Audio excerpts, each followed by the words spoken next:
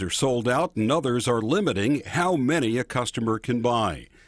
On Wall Street, stocks have been down sharply all day, at one point down more than 1,000 points, but the Dow is now down 393 points, which looks good. Take a moment and rate your lifestyle on a scale of 1 to 10. 1 is a life that's nothing like the life you were promised after getting good grades, a college degree, and a good job in corporate America. 10 is the life of your dreams. If you answered anything less than a 10, tune into the Del Walmsley Radio Show. Del, self-made millionaire and founder of Lifestyles Unlimited, will show you how to live the life of your dreams and pay for it with passive income. Tune in every Monday at 8 a.m., Tuesdays, Wednesdays, and Fridays at 5 p.m., and Thursdays at noon, right here on KKNW. And let's go ahead and take a look now at your alternative talk weather outlook for Friday. Well, we'll see mostly cloudy skies with a chance of light rain showers today. High temperatures around 52 degrees. For tonight, mostly cloudy skies, and those light showers will hang around. Low temperatures dropping down to about 41. For the weekend, more clouds and rain on Saturday. Highs of around 48. They will dissipate by Saturday night to mostly cloudy skies and a few breaks. Lows down to a crisp 36. Sunshine returning for Sunday. Highs around 49. The views expressed on this program are those of the host, guest, and callers, and are not necessarily those of KKNW, its management, or other advertisers. This program is sponsored by Dr. Pat Basili and Transformation Talk Radio. The vibration of change, that magical place where life shifts from struggle to ease, from stagnation to forward movement, from old ways of being to new ways of becoming. Yes, it can seem rather elusive to get there, but when you are in it, you feel it down to your very core, and it can positively affect everything in your life, from your relationships to your health and well-being, from your career path to your abundance, from the quality of your inner connection to the fullness of your self-expression. Here on the Christine Upchurch Show, we explore ways to get into that vibration of change with experts in the fields of consciousness, psychology, spirituality, health, healing, and science. Are you ready to step into your vibration of change? Hello, everybody. Welcome to the Christine Upchurch Show. You might be listening live here in the Seattle area on 1150 AM KKNW, or live anywhere around the world on Transformation Talk Radio. Or if you're listening after the fact, you might be listening to one of the dozens of podcasts this ends up in, or on ChristineUpchurch.com. But whenever and wherever you're joining us from today, we're very grateful you're here. And we're going to be talking about something interesting today. And in a sense, if you've been listening on KKNW, we're sort of a continuation into that. But before I get into that, I want to say hello to the man behind all the technology, Mr. Benny Mathers. Hey, Benny. Hi there. Hopefully we should be walking the right path from the last hour to this hour. Yes. Okay. Yes. And You'll see where I'm going with that one. Yeah. No? It might be a left path. I don't know. Oh, could be a right path. Could be the path that I just walked. Or moving forward. Who knows? Yes, indeed. People are like, what are we listening to? I know. And we're just like giggling at each other. I'm confused too. Yeah, no. But it's, we'll See? talk about what we're going to talk about. I got you. Last week, I had the honor of being on Mantz and Mitchell, with Gary Mantz and Suzanne Mitchell. And this week, I have the honor of having them with me. And so we always have great conversation. And I love the fact that Gary and Suzanne have not only been hosting show for a really long time, they like to take this higher level perspective about our culture, about what's going on in the world. They're not like totally up in the woo-woo realm, but they're also open-minded to that. And they're not just totally grounded in this earthly reality and closed-minded to all these things.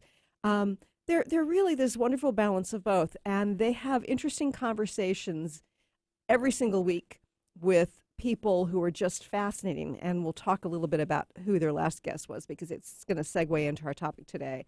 And today we're going to be talking about culture shock. Is it a path to transformation? We've got a lot of upheaval going on, polarity, propaganda, and I'm wondering, can we sort of transcend this or transform this for healing, for transformation, for a new kind of society? So, as I said before, it's Gary Mantz and Suzanne Mitchell. They're in a radio partnership that's evolved over the years, just like the format of the show and the topics they cover. back in March of 2007. They opened the microphone for the first time with a program on Tuesdays called Give and Take with Gary Mantz. I think I may have actually been on that show. The show topics revolved around negotiations and conflict resolution, discussing how to get best deals and how to work towards solutions in adversarial situations. And then eventually Gary co-hosted another show in another time slot. And then it was the Gary Mantz Show, Mastery and Mystery. So he was starting to head towards that woo-woo. And back into October of 2008. And eventually it got into the topics of transformation and paranormal. And then Suzanne, she became the show producer. And she would join Gary on the show each week briefly. And I remember she knew a guy. Yeah, she knew a guy. Right. She just slipped right in there. And I remember it was before she was actually like the co-host. Yeah. When I was interviewed on Gary's show, she joined in. And I thought, oh, I really like my conversation with her too. To make a long story short, they've got a show every week, and I can't keep track of all the show iterations, but I do know it's quality talk show, and it's I was listening on my way in. It was just fascinating. I had a hard time getting out of my car. I knew I had to, I got into the parking garage. I had to, head up the elevator to come up I'd here. expect you to be here for your show, and too. it's like, oh, no, but I really want to hear the end of this. Christine's got to get to work. And anyway, they reside in Florida now. Aren't they smart? I'm looking at the haze out there, yes, and the cold. And I'm really grateful to have them here today, Gary and Suzanne. Welcome, guys. Well, you've got me smiling over here from ear to ear because I don't hear myself talked about in the terms that you just did. And I thought, that sounds pretty good. I like those people. That's for sure. And let me just put it out there for everybody to know that Suzanne Mitchell was a brilliant producer, best organized person I know. And eventually it just made sense, good radio sense, for Suzanne Mitchell to become my co-host. And I've always been not at all ashamed that she slept her way to the top. And there's our show for today. I love this. Oh, my God. And you know what? I think that when I was on your show at one point, it was one of the first times I was on you guys' show. It was just your show, Gary, and Suzanne was chiming in. That's like, wow, I really like her. And you two balance each other's perspectives really well. And it's kind of like you're on the same page, but you offer something different. It's kind of like you're on the same page, but you offer different kinds of fonts. So it makes it interesting to read, We do have different perspectives, Christine. That is very true. And so we hope that adds to the interest. We do see things differently. I mean, we have been on the radio. In March, it'll be 13 years. Wow. And our personal partnership is 18 years. Uh-huh. And yet, we recognize that even today, I mean, we are not in lockstep. Mm-hmm. We still debate things because each of our perspectives are so very different. Yeah. And that's what it means to be individual human beings yet come together as a couple. And you always learn different things about yourself in a partnership than you do when you're single. I mean, it's all about the growth, no matter whether you're partnered or not partnered. Right. And, I was listening intently to your show on the way in. You guys were talking with experts on Roswell. And, oh, my goodness, I was fascinated. Not only, I'm fascinated by UFOs and the possibility and the probability that there have been visitors among us one way or another. But the thing that really fascinated me about your conversation this last hour was about how you really have to question the truth, particularly the truth that's being presented by the government, the truth that's being presented by the media. Hearing about some of the interviews that they went to and they got sabotaged, or a whole lot of evidence ended up on the editorial room floor. It was very disturbing to hear about all the cover-up and manipulation of information along the way. So, Gary, how do you discern when you're reading about something like UFOs or the politics that's going on in the United States? How do you personally discern what's potentially truth and what you think is probably propaganda? For me, it comes down to multi-sourcing, because you can get anecdotal evidence or information from one person, and maybe they're credible and maybe they're not. Maybe you're just left to wonder. But when I hear from 2 or 3 people who were there together, who can compare notes, and they do it articulately, I'm going to take those people seriously, and thus the subject under consideration. I like a good spooky story as much as anyone else there, but if I can find evidence, I want to weigh it as objectively as possible. And if it means that I wind up alienating some people because I believe what seems to them to be an impossible story, lacking all credibility, it's too arcane, none of that bothers me. For me, it's about following the trail of the evidence. And before you do that, you have to make sure you unearth the evidence, because there are people in this world heavily invested in keeping that evidence from coming to light. Yeah, and I think that there are plenty of people out there who have a lot of attachment to creating conspiracy theories that are sort of going the opposite direction, but propaganda none the same. So that it's the sort of thing where it's either being suppressed or it's being manipulated, and it's really disturbing these days, because with the fancy video editing, you can make something look like an actual, presentation, an actual video clip of somebody, and it's totally not only out of context, but it could actually be like words that person didn't put together in a sentence like that, and yet they're manipulated that way so that you perceive it to be truthful. Yes, I believe that's what it is. At packaging, we've all heard the term spin. Spin, unfortunately, I have a lot of respect for public relations people, because they're trying to get the word out. But I've also been made aware by just reading here and there about people who deal with PR people and agencies that it is extremely difficult to find a public relations person or an organization that will present something that is definable in evidential terms. The idea is to get you from point A in your beliefs about this person, this program, whatever it is that they're representing, from point A to point Z, where at the conclusion you accept what they want you to believe and the image they wish to project. Anybody who can do that by reporting truthfully and being responsible when questioned about whatever is under consideration gets all my respect. I just think that's fantastic. But I'm told by many people in communications that that kind of thing is in very short supply nowadays. Yeah. So, Suzanne, when you're looking at information, whether it's about UFOs or if it's about, political situation, how do you discern truth? Boy, that is a very tough question. I guess, first of all, when we're talking about media manipulation, I am fairly sensitive to that. And one way that comes out is when the commercials come on TV, I mute them. I like the commercials a whole lot better without the audio. I mean, I can laugh at whatever it is that's going on the video part of it. But I know that there is a tremendous amount of manipulation that goes on marketing-wise to influence us to think certain things, believe certain things. And so, I say, especially when they're talking about all the side effects of all the drugs. And I get that sound off and I say, nope, we're not having diabetes today. Nope, we're not having cancer today. Nope, we're not having, high blood pressure today.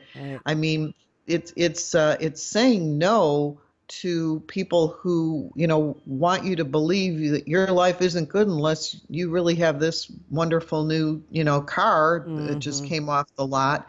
So how to figure truth from propaganda? One thing is going to be, what are you trying to sell me? Right. And kind of have your antenna up for that. But then, like, what is the truth about some of these things like UFOs or Bigfoot or ancient aliens or, whatever it might be?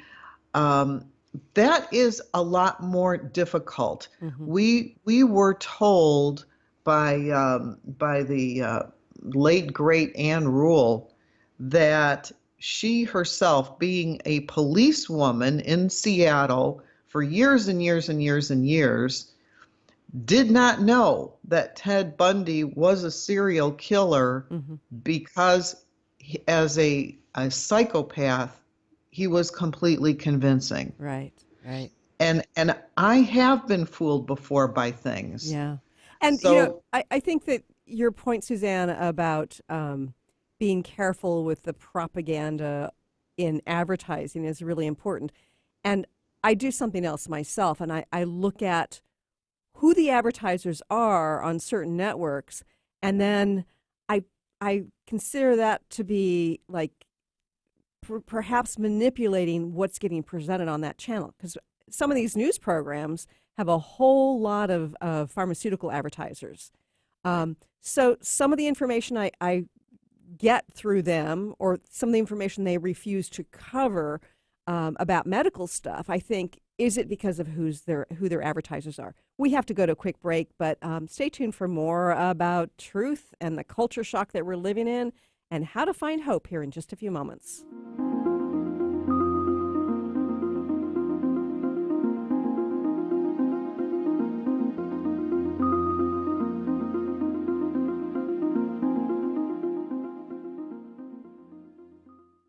If you're in the Seattle area, then you don't want to miss this upcoming event. On March 5th, best-selling author and renowned spiritual leader Panache Desai will be here in person, sharing wisdom from his brand new book, You Are Enough. Come be inspired to embrace more of who you truly are, to step deeper into your potential, and to wake up to expansive possibility. You've seen him on Oprah. Now come see Panache Desai live, in person, Thursday, March 5th at 7:30 p.m. for his presentation and book signing, and 6 o'clock for the optional, more personalized premiere meet and greet. Sponsored by East West Bookshop and held at Seattle First Baptist Church, 1111 Harvard Avenue in Seattle. For more information or to register for this empowering event, go to eastwestbookshop.com. That's eastwestbookshop.com. Or go to panachedesai.com. That's PANACHEDESAI.com. I'm Christine Upchurch, and this is a Stellar Reflections Minute. What does the word healing mean? Many think that healing merely means eliminating symptoms. However, based on my many years as a healer, I have a much broader perspective on the word. Healing can manifest in a variety of ways, including having physical problems resolved, becoming more emotionally centered, experiencing better relationships, gaining greater clarity, and feeling more spiritually connected. True healing always includes some level of transformation. Whatever form healing takes, there is one commonality, an improvement in quality of life. To me, the highest form of healing goes beyond aligning with wellness. It comes from recognizing our soul's voice and allowing it to speak through us. And in that sense, don't we all yearn to heal into our wholeness? Please visit stellarreflections.com or call 425-999-9836. That's 425-999-9836. How many times do you find yourself saying, "It was nothing," or "just doing my job," when really you knocked it out of the park? How did you get like this? Next time someone tells you "great job," you'll know how to accept it and not deflect it by listening to Courage to Be Seen Radio with host Sherry Clark. Sherry Clark is an experienced global engineering leader, coach, and mentor. From her experiences one-on-one coaching to corporate consulting and executive coaching, Sherry has learned many women need at least 3 things to discover and face success. Learn about the ACES program, how to survive male-dominated fields with grace and authenticity, and reach the top without ever once giving up on who you are. Courage to Be Seen host Sherry Clark explores the awesome power of your entire self and how far you can go by being more you. Check out her website, CourageToBeSeen.com. You have the courage to be seen. See you later.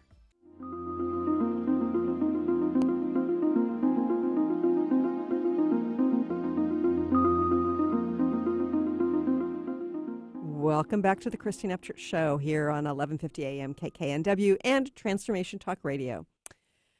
You know, Suzanne, we're talking about discerning truth. And Gary, I know you've got a very logical, rational mind, and yet for both of you and for me, you know, I'm like trying to figure out when I see something presented in the media, is it true? And I don't even know what to believe anymore. And you were just talking on the break about how there are plenty of people who live down in Florida near you guys who are big proponents of what I consider to be propaganda that's being presented, and they believe it to be truth. What happens to people to sort of close their perspective so they're going to believe whatever their tribe tells them to believe? You know, Christine, I've given this some thought, and I've looked at this quite a bit. And I do believe that a truth with a capital T may not necessarily exist other than our wishing it did, because I think everybody sees things through their own filter, and nobody, not a single individual person, can see something crystal clear that we think of as the truth. Right. Everybody sees what they want to see. Yeah. No two people see exactly the same thing. They see what they want to see. And I think that's important, that there's like this wish for things to fit into a person's perspective. But sometimes there are irrefutable facts.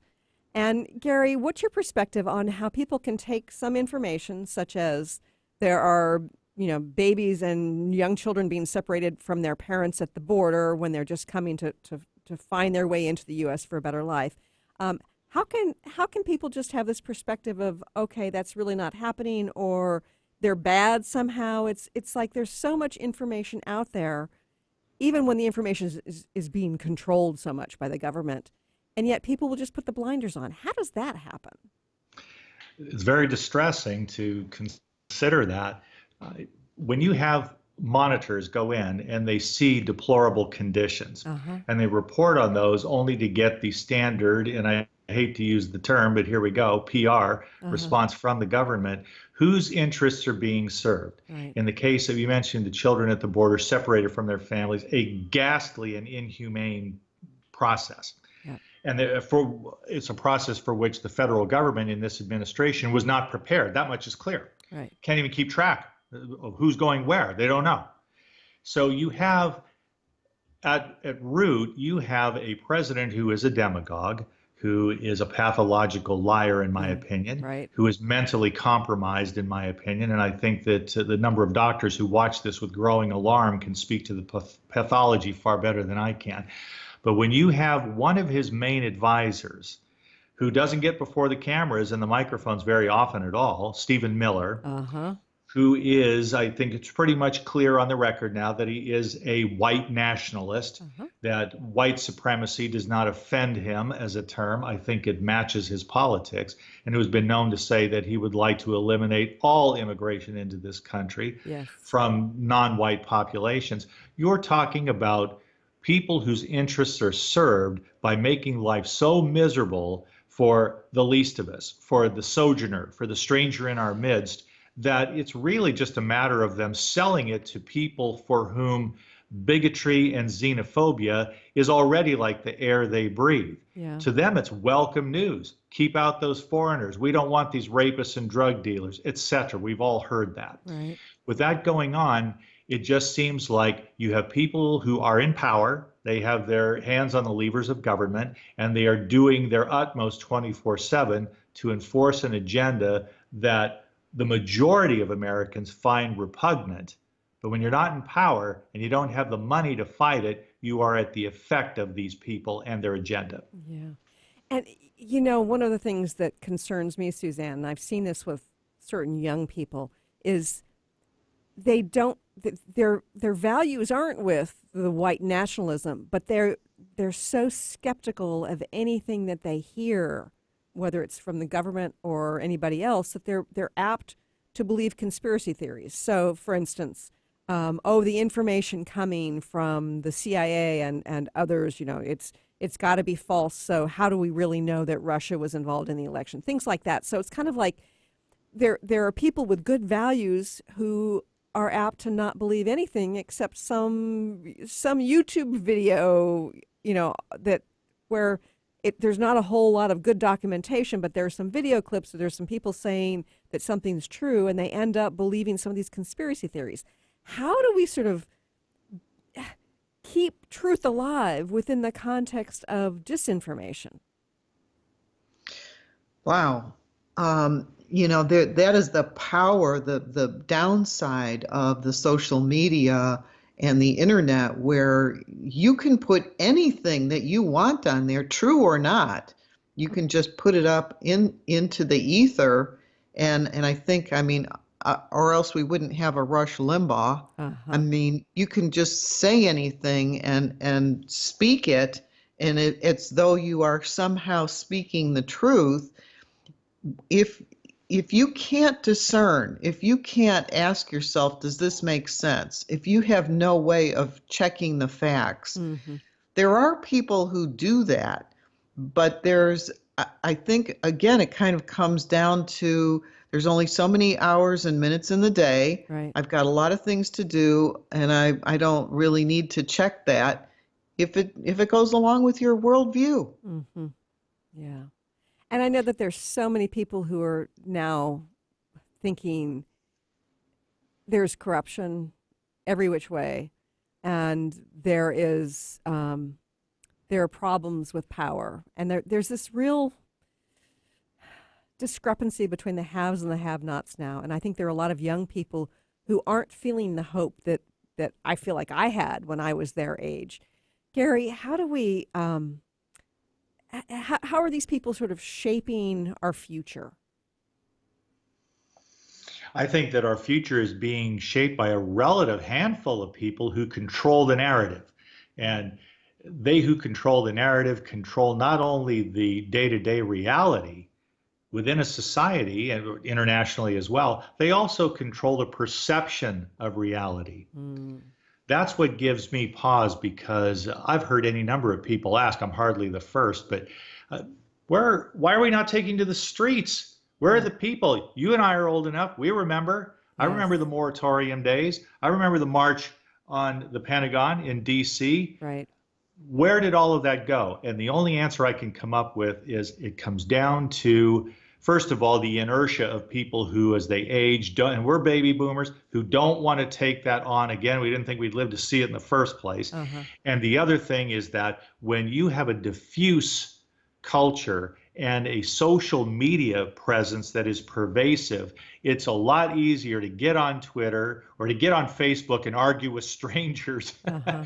than it is to pick up your placard and go march in the streets. Yeah. The consequence of that, particularly in the era of voter suppression, creates a dire scenario, because again, it comes down to the relative handful of people who have the money and the power to influence our perceptions of reality. That's why it's kind of a damning indictment, and I wish I knew how to solve that riddle. Yeah, and a piece of this is clearly gaslighting. And I saw, I think it was a psychologist who was evaluating this interaction with somebody from the CDC and Trump. And basically the person from the CDC was saying that vaccine for the coronavirus is probably 18 months away. And then I saw that. And then, Trump's saying, oh, it's going to be a couple of months. And the guy came on and said, no, it's going to be be 2 to 3 months. We got to get to this point where we can actually test it on animals and test it on humans. And, the whole process will take a while. And then you hear the president saying over and over again, oh, it's no big deal. There'll be a vaccine. And so the psychologist was saying when people hear something repeatedly, even if it's false, they end up believing it, because it's kind of like it's like like we are being gaslighted by a narcissist, and because we're being bombarded with it through the media, it affects many of us. It definitely affects many of us in a climate of fear and suspicion that is largely induced. It's independent from known facts, and past a point, I hate to say it, Christine, but the facts don't matter. Yeah. It's what they tell you again and again. You just pointed it out. This is the big lie theory. This is something Joseph Goebbels perfected back in the day. When you have the big lie, and the bigger the better, and you repeat it and repeat it, most people will give way under the weight of propaganda. Sooner or later, they're going to stop arguing with you unless they are truly intellectual flamethrowers and people who are mentally alert and remain that way despite how exhausting it can be to an entire society. Yeah. How many times have you heard lately, Christine? It's exhausting to watch TV. It's exhausting to pick up a magazine or the newspaper and see the latest outrage, which in and of itself would have rendered many an administration in an earlier era impotent. Yes. But now it's just the flavor of the month or of the week or of the day.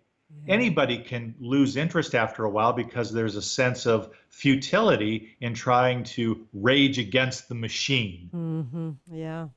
We have to go to another quick break, but we're going to continue this conversation with Suzanne Mitchell and Gary Mantz here in just a few moments.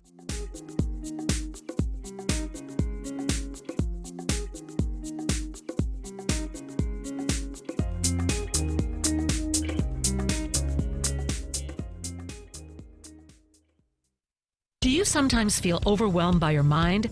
Powerless when it seems to spin in worry circles or bombard you with self-critical thoughts? Do you want to learn how to master your mind and feel more in control of your life? Listen to Dr. Friedman's Empowerment Radio. Shift from confusion to clarity, self-doubt to confidence, and from anxiety to peace and balance. Dr. Friedman and his many guest experts share the insights and tools you want to live with greater ease, joy, and purpose. Tune in to Empowerment Radio every first and third Thursday at 9 a.m. Pacific Time. Your money is your creational energy. When you feed your wealth back into what you love, it signals your choices and returns to you. Tune in to Money Momentum with host Karen Baines and learn the truth about the widely misunderstood creative energy that is the cash in your pocket. Realign the things you can't see to get the results you can see. Listen every month for a whole new hour on how to get the money already aligned to who you are. For more information on Karen and Money Momentum, visit soulwhispers.uk. If you're in the Seattle area, then you don't want to miss this upcoming event. On March 5th, best-selling author and renowned spiritual leader Panache Desai will be here in person, sharing wisdom from his brand new book, You Are Enough. Come be inspired to embrace more of who you truly are, to step deeper into your potential, and to wake up to expansive possibility. You've seen him on Oprah. Now come see Panache Desai live, in person, Thursday, March 5th at 7:30 p.m. for his presentation and book signing, and 6 o'clock for the optional, more personalized premiere meet and greet.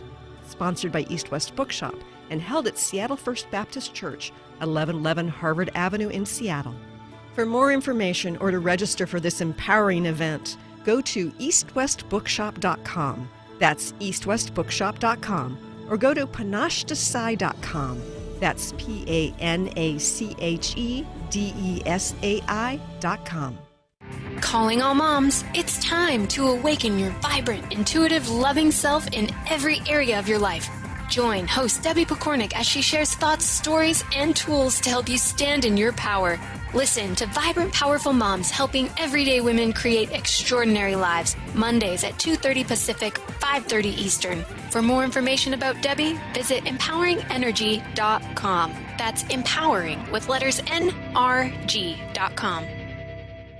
Are you meeting your sales goals? Or maybe your business plan could use a dose of the divine. Tune in to Divinely Driven Results with faith-based business coach Elise Smith on TransformationTalkRadio.com. Coach Elise Smith helps listeners get unstuck from their business plateau and become empowered through divine guidance. Build up belief in yourself and your dreams, and learn business strategies that work for you for real lasting results. Learn more by visiting www.divinelydrivenresults.com.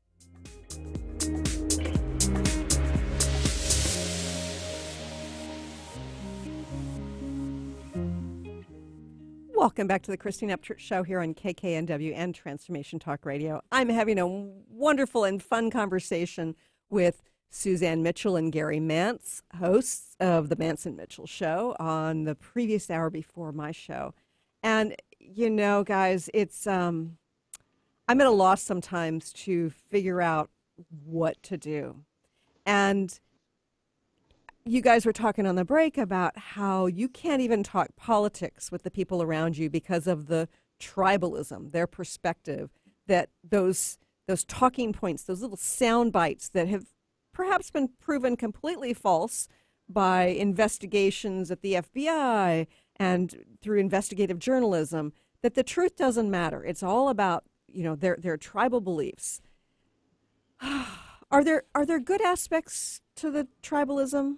And how do we get out of the bad aspects of tribalism? We don't really live on an island, nor could we. We are having to deal with other people. We are having to live with other people. And of course, the upside to that is when you are in your group, you are helping one another. Mm-hmm. You can't sell a product just to yourself. Right. You can't, or a service or anything. You are dealing with other people on a near constant basis. The idea of the tribalism, that has always existed. That is not new. We think that this is, horrific, that we are so divided. And yet, if you looked over the history of human beings, not only were we divided, but extremely violent, mm-hmm. and burned down whole villages, kill everybody in the village, burn the village down. Right. And so, in some regards, we have that left over, but it's mostly now in words. Although in Syria, that's exactly what's going on right now. It's my understanding. I saw an image of this father who's trying to save his kids, and they were burning down the village. It's like, so that really is still existing parts of the world. But when we get to the U.S. situation, you're right. It's a thing of the past. Yes. In the past, yes, we have plenty of mass shootings, but even so, even with how violent we are with mass shootings, when you talk to the anthropologists, they will tell us that, over the millennia, that we are less violent. So we still have those tendencies, and we still have the anger, and we still want to strike out at people, but yet there's a lot less of that physically going on. I'm quite interested in this idea about culture shock. When you opened the show and you said path to transformation, mm-hmm. we have been hearing for some time that our systems are too heavy and are going to need to break down and be replaced with something. Right. I worked in banking back a long time ago in the late 70s. And I couldn't believe when people were talking about how someday there wouldn't be any cash. Right. Everything is going to be a credit card. Uh-huh. And you go, oh, okay. Well, since then, people now pay using their telephone. Yep. So they don't have cash. Some people don't even have credit cards. It's like all the systems are evolving. And I think that with that shock of, oh my gosh, I'm going to pay with my phone. It's like I lived in the rotary dial days. Oh my gosh. I remember those. Where the phone was like, it had a cord. Right. And the flip phone. I mean, I've been through umpteen iterations of telephones. Uh-huh. Well, if you live long enough, you recall how things used to be. You look at how they are now, and I think there is a transformation that is occurring where the systems that are in the most trouble are going to be somehow turned upside down. Now, what's going to result from that? Is that going to be better? No. It will be better in some ways and worse in others. Yeah. With all of our internet stuff, we've truly lost our privacy. You can find information about anybody. I know. I've Googled myself and found my way to my mobile number. It's like, really, folks, yes. Why does anybody have this information online? And so with every good thing that happens, there's something bad that goes along with it. You've got Right. identity theft. You've Yeah. got, plenty of bad stuff. And I don't think it's ever all one or all the other. Yeah. You say, well, this is good, but then this isn't. I mean, it's always going to be two sides of one coin anytime that you are having something transformative occur. It initially looks like it might be pretty terrific, but then you find out what the downside is. Yeah. And so that's kind of always going to be with us. And I think it's just a matter of taking a broader view, taking, kind of pulling back, and instead of looking at, personally, this is good or bad for me, Right. just kind of looking at it from a bigger perspective. So, Gary, I think about what Suzanne was talking about, and I think about it in relationship to financial situation. We've had huge market losses here in the U.S. this week, and people are afraid of what's happening to our global economy because of the coronavirus. I know in Japan they've closed down schools for a month, and ultimately, even if this doesn't turn out to be a really bad pandemic around the world, there's a certain amount of fear that comes with it, and with that fear comes change one way or another. In the financial situation, do you see this as part of that transformation into something new, or do you think this is just going to be a little blip on the same old historical perspective on the stock market? My guess, and believe me, it's only a guess, which makes me just about like everybody else, is that the nature of the market, first of all, you're always going to have scared money. If there's a pandemic, people will bet against the disruption. They want to close down. They're going to keep that money in a sock or whatever they do to give themselves a hedge. Right. And other people will wait. They might buy low and sell high much later, knowing that no pandemic, no matter how severe, lasts forever. You have to wait these things out. So I think you're going to have more than the normal amount of caution. We are going to have disruption.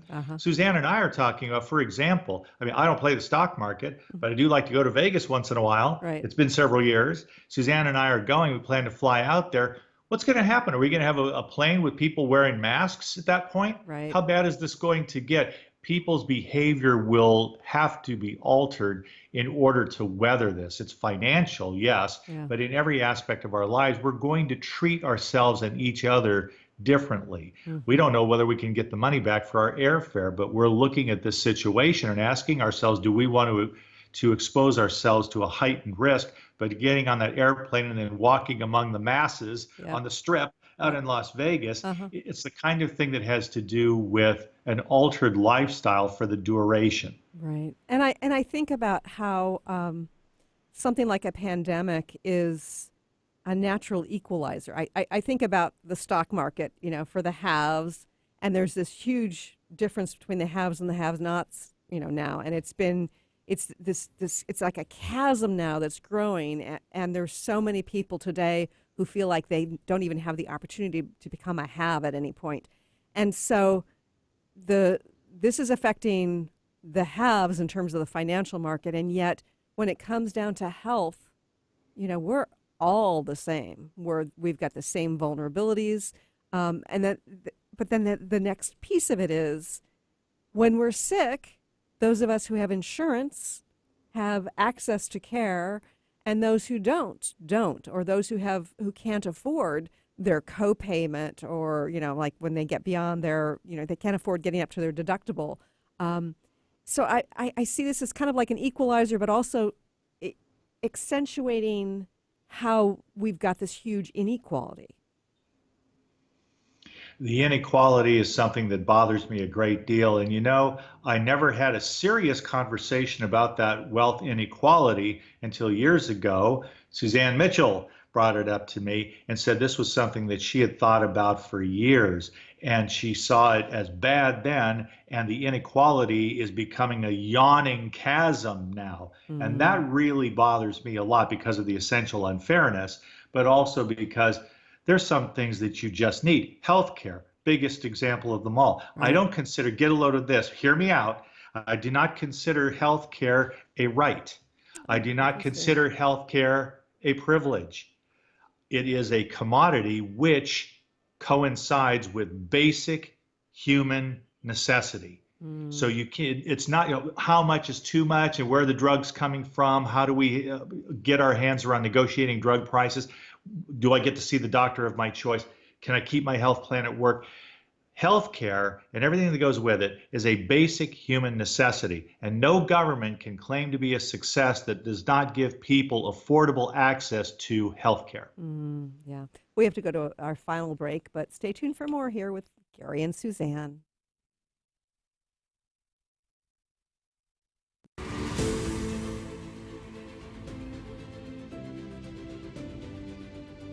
Seattle area, then you don't want to miss this upcoming event. On March 5th, best-selling author and renowned spiritual leader Panache Desai will be here in person, sharing wisdom from his brand new book, You Are Enough. Come be inspired to embrace more of who you truly are, to step deeper into your potential, and to wake up to expansive possibility. You've seen him on Oprah. Now come see Panache Desai live, in person, Thursday, March 5th at 7:30 p.m. for his presentation and book signing, and 6 o'clock for the optional, more personalized premiere meet and greet. Sponsored by East West Bookshop and held at Seattle First Baptist Church, 1111 Harvard Avenue in Seattle. For more information or to register for this empowering event, go to eastwestbookshop.com. That's eastwestbookshop.com. Or go to panachedesai.com.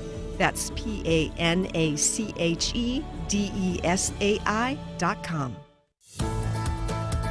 Are you ready to shift your current beliefs about death? From debilitating pain and loss?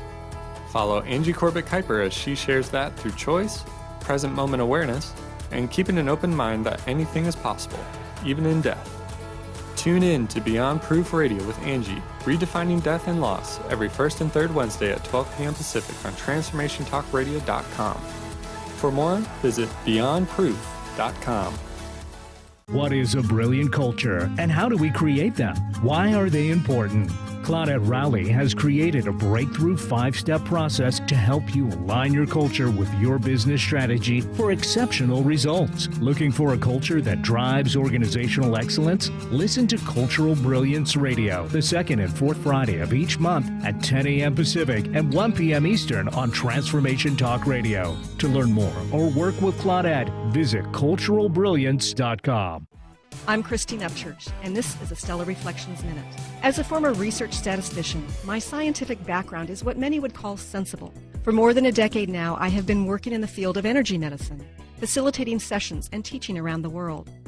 People from the mainstream often ask me, how did a sensible woman like you end up working in such an alternative field? Implicit in their question is the underlying assumption that the field of subtle energy, such as energy healing and intuition, isn't sensible. But I believe it is very sensible. Even scientists are able to measure aspects of this. Approaching life from an energetic perspective brings us new opportunity for healing and transformation. And from a practical standpoint, even if you can't rationally explain how something works, if you experience a shift from it, then doesn't it make it pretty sensible?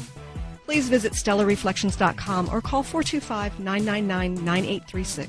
That's 425-999-9836.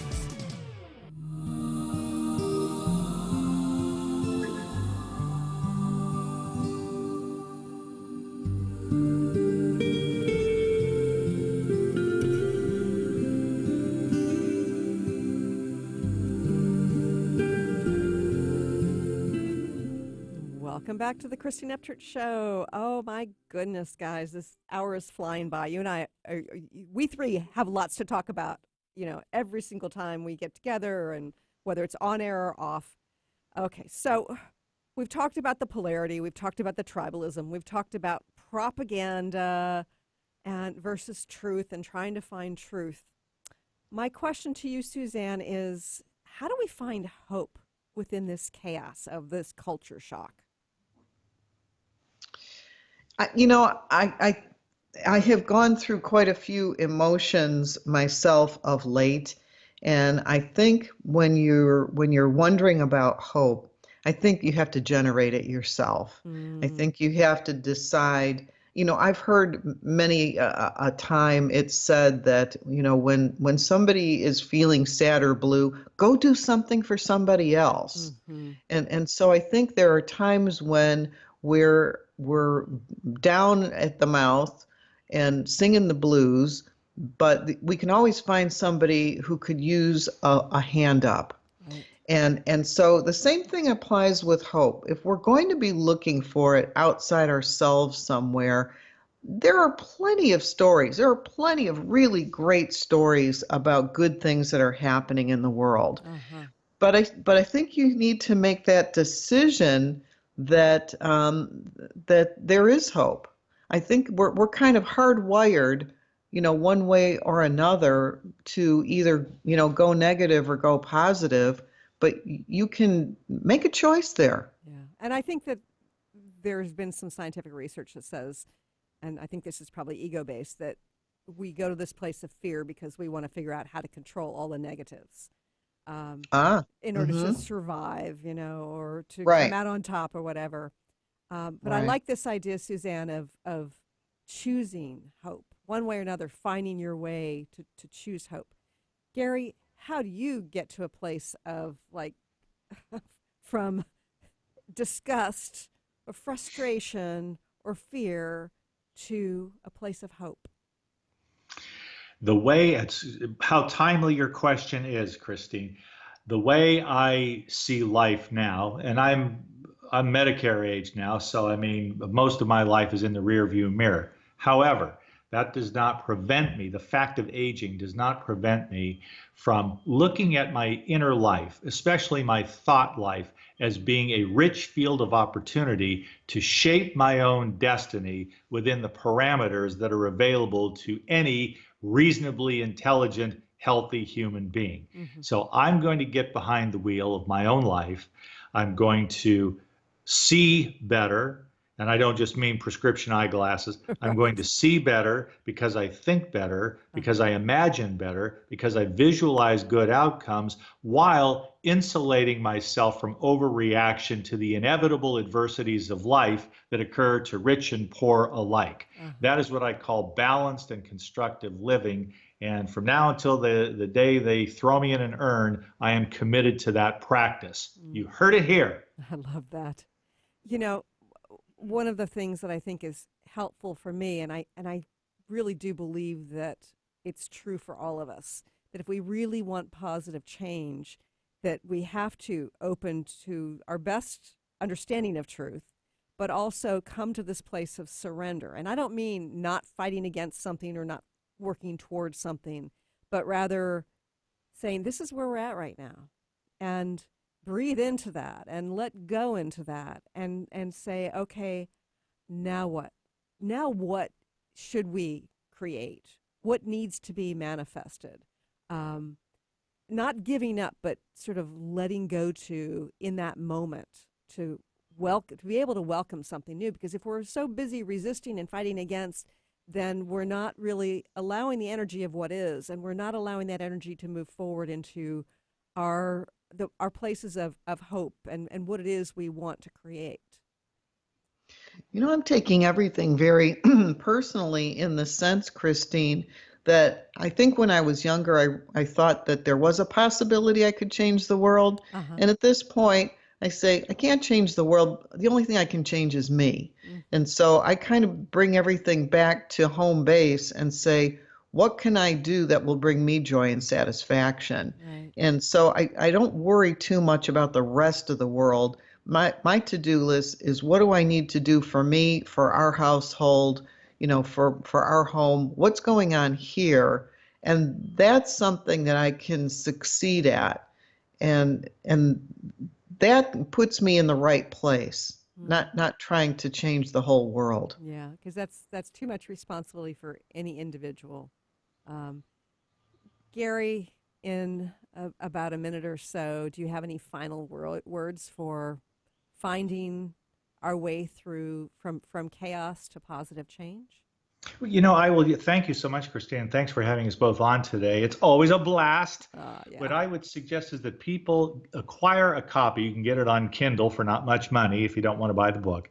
There was a very wise man named Ernest Holmes. He wrote a book called The Science of Mind. And in that book of approximately about 600 pages or so, he managed to synthesize what he called the golden thread that ran through the spiritual systems of the world. And you find out how remarkably alike we are with systems that are exotic to us initially, but then we find out that at root, we are thinking beings. We have the ability to use language. If you combine our visual ability, our imaginative capacity, and our ability to use language, you can talk yourself into and out of about any state of affairs that you choose. And that's the key. You are at choice. So what are you choosing today? Oh, interesting.